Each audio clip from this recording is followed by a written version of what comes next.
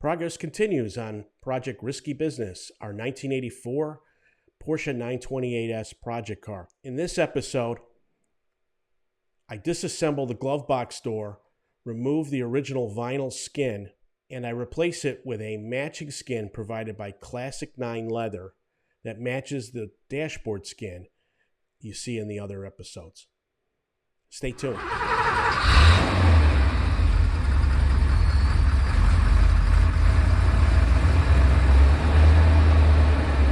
While the glove box door might seem like a pretty straightforward piece, there were a couple of nuances that plague my door that I see on a number of other ones.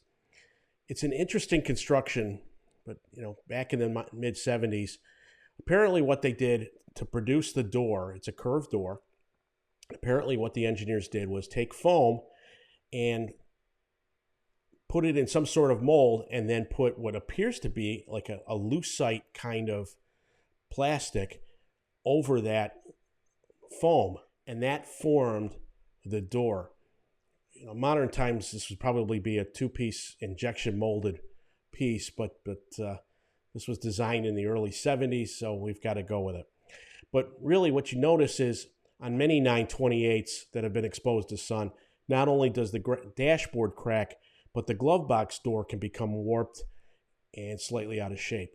I had that going on with this one, so I'm going to show you what I try to do to mitigate that and make a nice straight edge to complement what is going to be a nice dashboard reskin. Even a simple piece like this glove box door took a Saturday and a Sunday morning to complete, and I'll take you through the steps now. So before I roll the video, the first thing I want to point out is overall the vinyl on the glove box was fine, but you can see along the top edge here, that is the leading edge that fits up to the top of the dash when the glove box door is closed.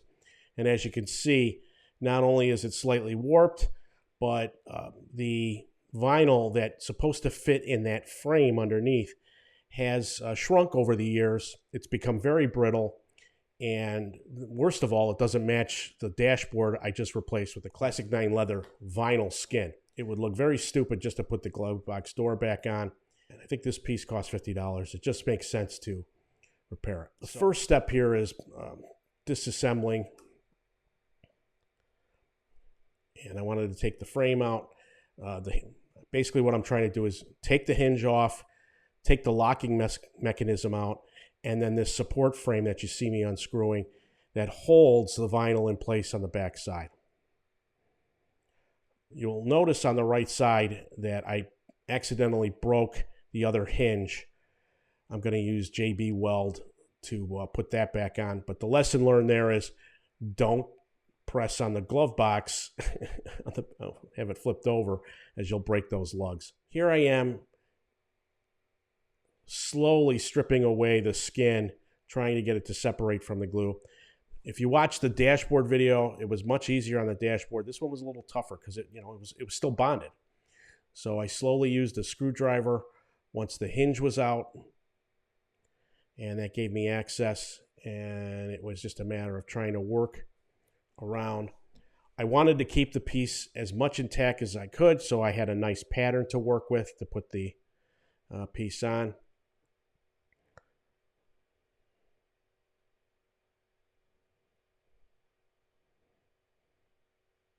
So you see me just slowly ripping this away.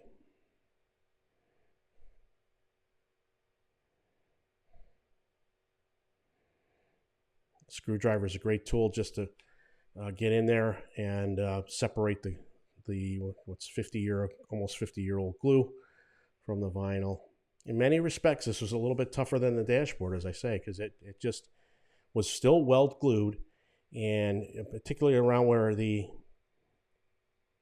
foldovers are on the backing side, those were still well bonded. I'm not going to show that part, but I did ended up because they were just coming off in chunks. Not much I could do. But here, once I finally got some momentum, you see it came off. And there's a good shot of what I guess is a lucite without me looking up the plastic. And that's what encased the foam to form that curved piece. So there you see, I wasn't able to get it off 100%, but it's a good template. Now, what I'm doing here is I'm actually heating up my quasi Nurse Nancy heat gun slash hair dryer. In that curved, what's bent there, I'm trying to heat this up, and I put some Gorilla Glue behind this. This was on that glue there, and using my clamps. What I'm trying to do here is get that piece to mold again. And when I heated it up, it was quite malleable that I was able to put it back in place. And there I am clamping it. Once I was satisfied it was heated up enough, I quickly clamped it.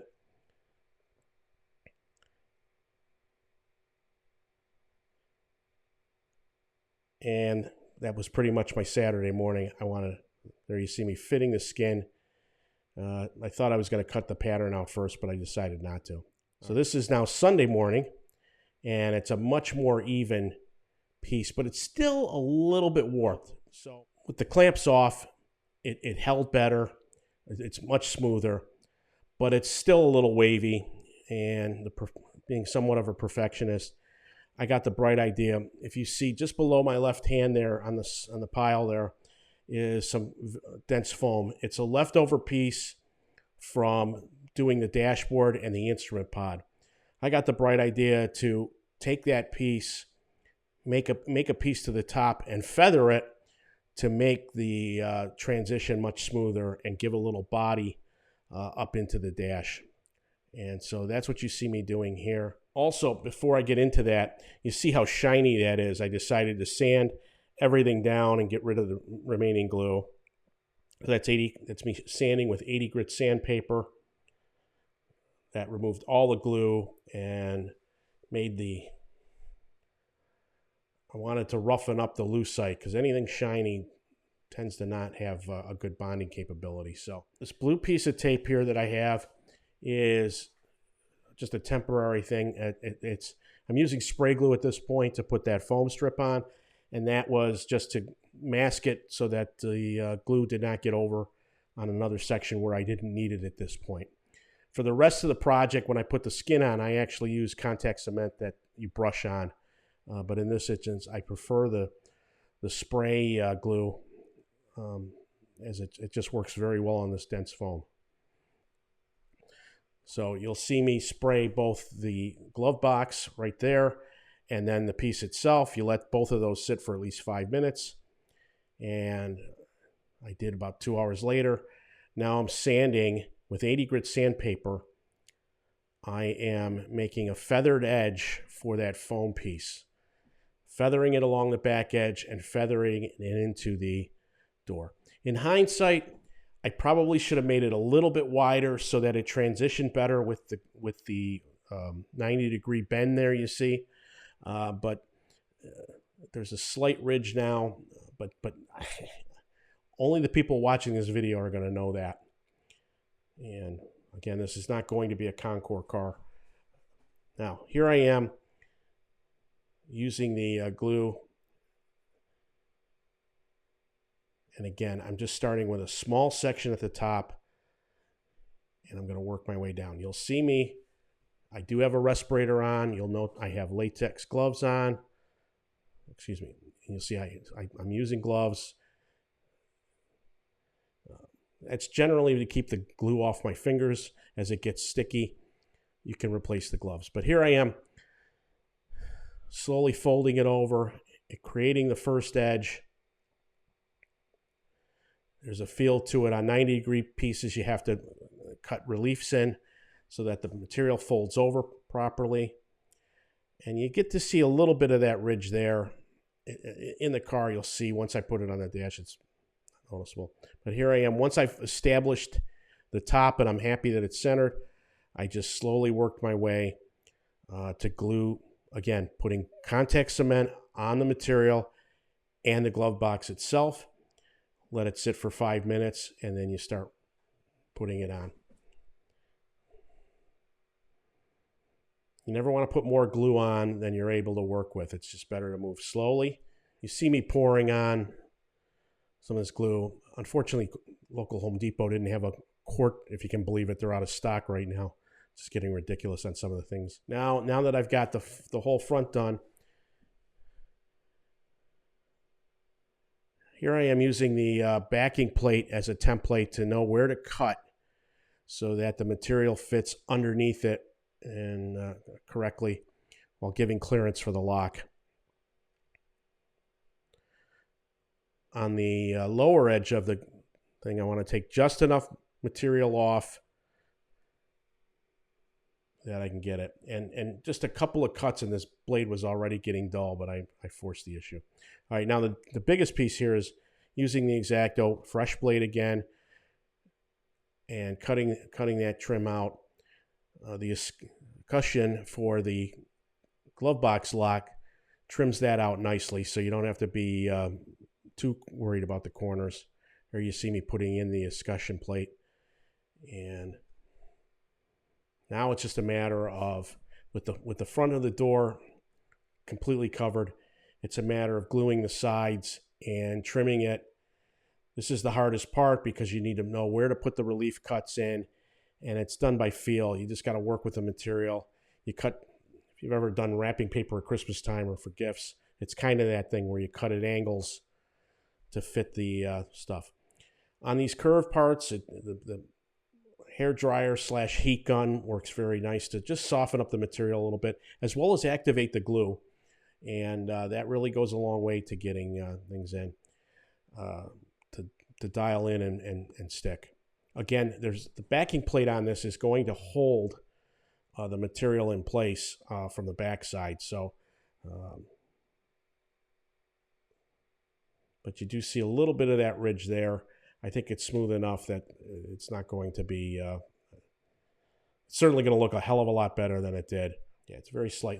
It looks factory to me. Only the most ardent 928 people might look at that and second guess it, but I think it'll look great in the car. Now, I've sped this up 8 times. This is probably about a 4-hour job, spread out over 2 days. With all of that done for the most part, now I wanted to get the pieces back in. Here I am putting the lock back in from the back side. This is held in with 2 screws. And now that's the hinge. It was a little tough to get in, but it did get back in. I used a steel rule to fit the vinyl and make the clearance again. This is held in with 3 screws. And you can see me struggling a little bit to push it in, but I got it. And it's a nice shot of it in real time, what it looks like. So I'm really pleased with it. That line is very subtle. And here I am putting the black backing plate that will really hold the vinyl taut.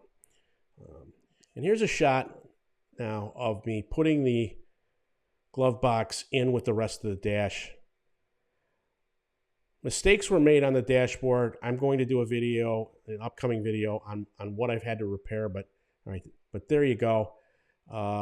Nice shot there of what it looks like, and of course the skin matches the new dashboard, so it would be crazy to leave the old one on. It would just stick out like a sore thumb. So there you have it. So the progress continues. I'm happy with the way the glove box turned out. I'm not going to bore you with using JB Weld to put the hinge on. That's another thing I'm doing, letting it dry as we speak. For Monday, I plan to fix all the minor mistakes on the dashboard, have that ready, and I'm going to start work on the console. That's the last piece of the 3 that I'm going to recover. And arguably, even though the replacement skin is the smallest, it's probably the trickiest. So there's a lot of disassembly to the console. So I'll be doing that over the next couple of days. I'm running out of time here. 16 days before 928 day. So I'm a little bit under a crunch here. Hopefully I can get all these pieces together and start putting the car back together to have it running in time to enjoy 928 day. Hopefully you found this video informative. If you did, please press the like button and comment, as that helps the algorithm to spread it to others. If you haven't done so already, please subscribe to the channel. We're only 39 subscribers away from the magic 1,000 number. that YouTube likes to see. So thanks for watching. Stay tuned for an upcoming video very soon, and we'll see you soon. Take care.